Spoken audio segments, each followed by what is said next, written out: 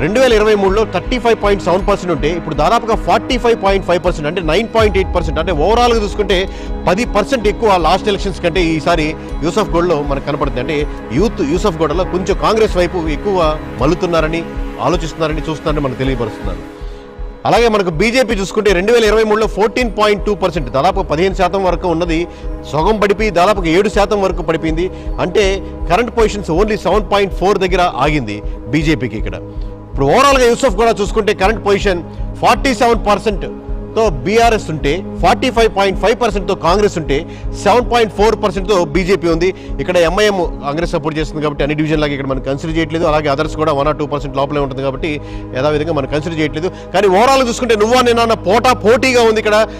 కేవలం ఈ రోజు ఈ క్షణానికి 1.6% బీఆర్ఎస్ మార్జిన్తో ఉన్నప్పటికీ అది 1% అటు ఇటుగా మారచ్చు. సో మొత్తం యూసఫ్గూడ మటుకు ప్రతిరోజు 1% పైకి కిందగా మనకు ఎవ్రీడే డేటా మారుతుంది.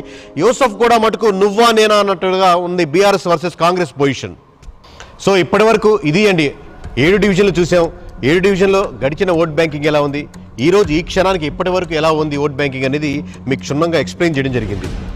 ఇది ఒక్కరోజు 2 రోజులు చేసింది కాదు, గడిచిన 45 రోజులుగా మేము ఎవ్రీ డివిజన్లో క్రిస్టల్ క్లియర్గా అబ్జర్వ్ చేస్తూ క్షుణ్ణంగా ప్రతి క్యాస్ట్ని, ప్రతి కమ్యూనిటీని, ప్రతి వర్గాన్ని టచ్ చేస్తూ దాన్ని మనం శాంప్లింగ్ విధానంలో చూస్తూ అబ్జర్వ్ చేస్తూ ఉన్న మీ డేటా.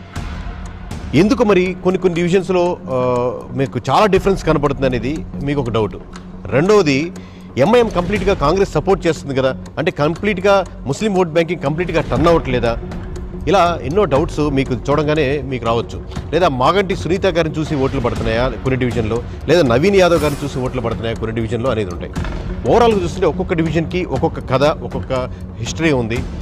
ఓవరాల్గా ఎంఐఎం కంప్లీట్గా కాంగ్రెస్ సపోర్ట్ చేస్తున్నప్పటికీ కూడా ఓవరాల్గా ముస్లిమ్స్ అంటే మైనారిటీ వర్గంలో ఇక్కడ ప్రధానంగా మోర్ దాన్ 1,00,000 ఓట్లు ఉన్నటువంటి ముస్లిమ్స్ వర్గాల్లో ఎక్కువ శాతం బీఆర్ఎస్కి షిఫ్ట్ అవుతున్నారు. మోర్ దెన్ 50% అనేది మీకు డీటెయిల్స్కి చూపిస్తాం ఎంత పర్సెంట్ అనేది. బట్ ఓవరాల్గా మోర్ దెన్ 50% బీఆర్ఎస్కి షిఫ్ట్ అవుతున్నారు. అంటే ఇంతకుముందు కాంగ్రెస్కో లేదా ఎంఐఎంకో స్ట్రాంగ్గా నిలబడ్డ కమ్యూనిటీస్కు ఒకటి షిఫ్ట్ అవడం ఒకటి కారణం. రెండవది, కొన్ని డివిజన్స్లో ఖచ్చితంగా కాంగ్రెస్ ఎందుకు బలంగా కనపడుతుందంటే, ఫర్ ఎగ్జాంపుల్ మీకు రెహమత్ నగర్ కానీ యూసఫ్గూడ కానీ స్ట్రాంగ్గా హోల్డ్ చేసుకోగలుగుతుంది. దానికంటే ఇంతకుముందు కంటే ముందుకు వెళ్ళగలుగుతుంది.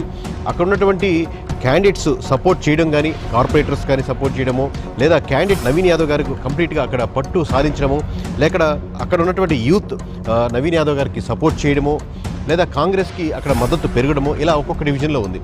అలాగే కొన్ని డివిజన్స్లో కంప్లీట్గా మనకు బీఆర్ఎస్ ముందుండడానికి పలు కారణాలు ఉన్నాయి. ఇందాక చెప్పినట్టు షేక్పేట్ ఫర్ ఎగ్జాంపుల్ తీసుకుంటే ముస్లిమ్స్ ఎక్కువగా షేక్పేట్లో కన్వర్ట్ అవడానికి బీఆర్ఎస్ ముందంజలో ఉండడానికి ఎక్కువ దోహదపడుతుంది. ఈ విధంగా ఒక్కొక్క డివిజన్లో ఒక్కొక్క కారణాలుగా డిఫరెంట్గా ఉంటున్నాయి. అలాగే సెటిలర్స్లో చూసుకుంటే ఇంకా మిక్స్డ్ ఒపీనియన్స్ ఉండడం వల్ల ఇంకొద్దిగా అక్కడ ముందుకి వెనక్కి ఉంది డేటా. సో ఒక్కొక్క డివిజన్కి ఒక్కొక్క కారణాలు ఉన్నాయి. కానీ ఓవరాల్గా చూసుకుంటే, అలాగే at the same time Gopinath గారు 3 సార్లు ఇక్కడ కంటిన్యూస్గా గెలవడంతో చాలామందితో పర్సనల్గా ఉన్న ర్యాపో కానీ, ఇంకోటి కంపారిటివ్లీ కాంగ్రెస్ క్యాండిడేట్తో పోలిస్తే 1 month ముందే ఇక్కడ ప్రచారంలో ముందుకెళ్ళడం, ఇక్కడ కాంగ్రెస్ చేసిన మిస్టేక్ ఏముందో నవీన్ యాదవ్ గారు రైట్ పర్సన్ అప్పటికి కూడా డిలే చేయడం వల్ల చాలా ఓట్ బ్యాంకింగ్ కోల్పోయింది. అలాగే కాంగ్రెస్ ఇవ్వని పథకాలు కోల్పోయినటువంటి ఓట్ బ్యాంకింగ్ కంప్లీట్గా బీఆర్ఎస్కి టర్న్ అవుతుంది. మీకు లాస్ట్ ఎలక్షన్స్ చూసుకుంటే 2023లో ఖచ్చితంగా రేవంత్ రెడ్డి గారి గెలుపా లేదా కాంగ్రెస్ గెలుపా అంటే లేదు, ఖచ్చితంగా అది బీఆర్ఎస్ ఫెయిల్యూర్ అని చెప్పొచ్చు. ఎందుకంటే బీఆర్ఎస్ నుంచి షిఫ్ట్ అయిన ఓట్ బ్యాంకింగ్ మాత్రమే కాంగ్రెస్ విజయానికి దోహదపడింది. అలాగే ఈరోజు జూబ్లీ హిల్స్లో మీరు చూస్తున్న గెలుపోట్ల డిఫరెన్స్లో ఇంత డిఫరెన్స్ ఎందుకు రాబోతుంది, ఇన్ని డివిజన్లు ఎందుకు మార్పు వస్తుంది? ఇది కంప్లీట్గా బీఆర్ఎస్ గెలుపు అంటే ఇది కంప్లీట్గా కాంగ్రెస్ యొక్క ఫెయిల్యూరు లేదా గవర్నమెంట్ యొక్క ఫెయిల్యూర్లో ఓవరాల్గా దాని యొక్క షిఫ్టింగ్ ఓట్ బ్యాంకింగ్ బీఆర్ఎస్కి షిఫ్ట్ అవుతుంది. ఇలా ఒక్కొక్క డివిజన్కి ఒక్కొక్క స్టోరీ ఉంది, ఒక్కొక్క రీజన్స్ ఉన్నాయి. ఒక్కొక్క క్యాస్ట్కి ఒక్కొక్క రివిజన్కి వెనకాల ఒక్కొక్క స్టోరీ ఉన్నాయి.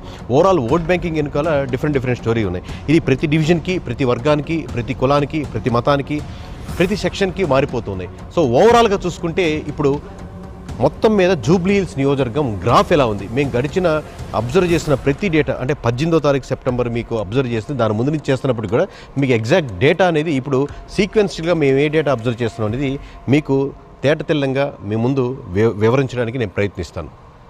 సో ఇప్పుడు ఓవరాల్గా గ్రాఫ్ చూద్దాం. మీకు జూబ్లీ హిల్స్ నియోజకవర్గంలో డేటాను కవర్ చేస్తే మీకు అర్థం అవుతుంది క్రిస్టల్ క్లియర్గా.